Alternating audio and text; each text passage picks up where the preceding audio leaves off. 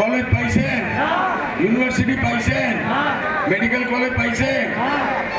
এই 70 বছর মাঝে এই আসামের উপেক্ষে রাজত্ব করল বলেন তো কংগ্রেসে করছেন না? না, এটা জোরে বলে, এটাই কমি। আমরা জোর দিয়ে বলতে পারি না। তারা বলে এরা বাংলাদেশি, মিডিয়া বাতাই দেয় বলে হ্যাঁ বাংলাদেশ, কেন এরা আওয়াজই নাই। কে বানাইছে? এরকম চলবে না, নাহলে আমি যাই আমার হেলিকপ্টার তৈরি আছে। আরে মাইকা লাল হয়ে দেখাও, না বলিয়ে দেখাই দেবো। কংগ্রেস বলো দেখাও কে বানাইছে। शाबाश, सवार रहो, खुशी रहो, मिठाई खाते रहो, लड्डू मत खाते रहो, खाजर भी खाते रहो, खजूर भी खाते रहो, बड़ा ताकत भाई।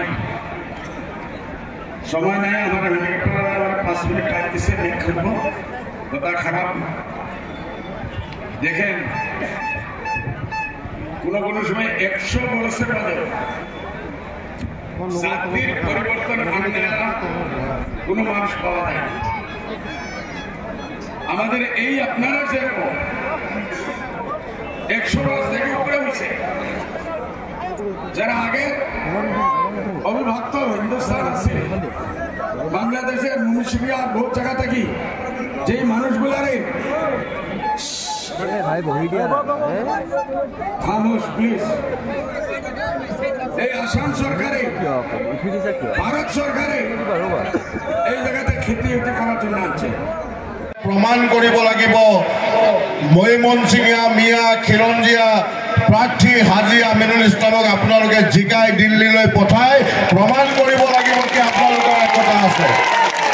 আপোনালোক যেতিয়া একতা থাকিব, আপোনালোকৰ মৰ্যাদা স্কুল কলেজ বন্ধ কৰি দি পেলাই মদৰ দোকানৰ পাৰ্মিট দিলে, আমাৰ ডেকা ল'ৰাক ধ্বংস কৰিব বিচাৰিলে। সেই চৰকাৰখনক আপোনালোকে ভোট দিবনে? নিদিয়ে। যিখন চৰকাৰে ইলেকশ্যনৰ আগে আগে আহি পেলাই আপোনালোকক ডিঙিত সাৱটি ধৰিব, আপোনালোকক মৰম কৰিব, আপোনালোকৰ ঘৰত ভাত পানী খাই ক'ব চাচা মিয়া ভাই ভাই, আৰু আপোনালোকৰ বহুমূলীয়া ভোটটো লৈ যোৱাৰ পিছত ক'ব চাচা মিয়া বাই বাই। ক'বনে? কয়, ক'ব নহয়, কৈ আছে। গতিকে সেই চৰকাৰখনক আমি আৰু কেতিয়াও বিশ্বাস নকৰোঁ। গতিকে আমাৰ নিজৰ এজন কেণ্ডিডেট আছে, আমাৰ নিজৰ সমষ্টিৰ পৰা, আমাৰ নিজৰ নগাঁৱৰ পৰা ওলাইছে আমিনুল ইছলাম ডাঙৰীয়া। গতিকে মই বিচাৰিছোঁ আমি এইবাৰ আমি বিজেপি আৰু কংগ্ৰেছক কি কৰিম? তলা চাবি মাৰি ঘৰতেই ৰাখিম। আমি তলা চাবি মাৰি এইবাৰ কি কৰিম? ঘৰতেই ৰাখিম। তেওঁলোক আৰু ওলাই আহিব নালাগে। তেওঁলোকক আমি তলা চাবি মাৰি ঘৰতেই ৰাখিম। আৰু আমাৰ আমিনুল ইছলাম ডাঙৰীয়াক আমি এইবাৰ সাংসদলৈ নিৰ্বাচিত কৰি পঠিয়াম। যদি আমিনুল ইছলাম ডাঙৰীয়াক আমি সাংসদলৈ নিৰ্বাচিত কৰি পঠিয়াওঁ, তেতিয়াহ'লে আমাক লাগিব আপোনালোকৰ সহায় সহযোগিতা, যাৰ কাৰণে আজি আমি এই মিটিংখন ইয়াত অনুষ্ঠিত কৰিছোঁ।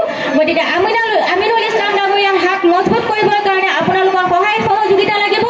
আগন্তুক আমাৰ 26 তাৰিখে লোকসভাৰ ইলেকশ্যনৰ আমাৰ ইয়াত ভোট গ্ৰহণ হ'ব। গতিকে সকলোকে মই এই মঞ্চৰ পৰাই আহ্বান জনাইছোঁ, আপোনালোকে তলা চাবিত ভোট দি এইবাৰ আমিনুল ইছলাম ডাঙৰীয়াক সাংসদলৈ যোৱাত সহায় কৰি দিয়ক।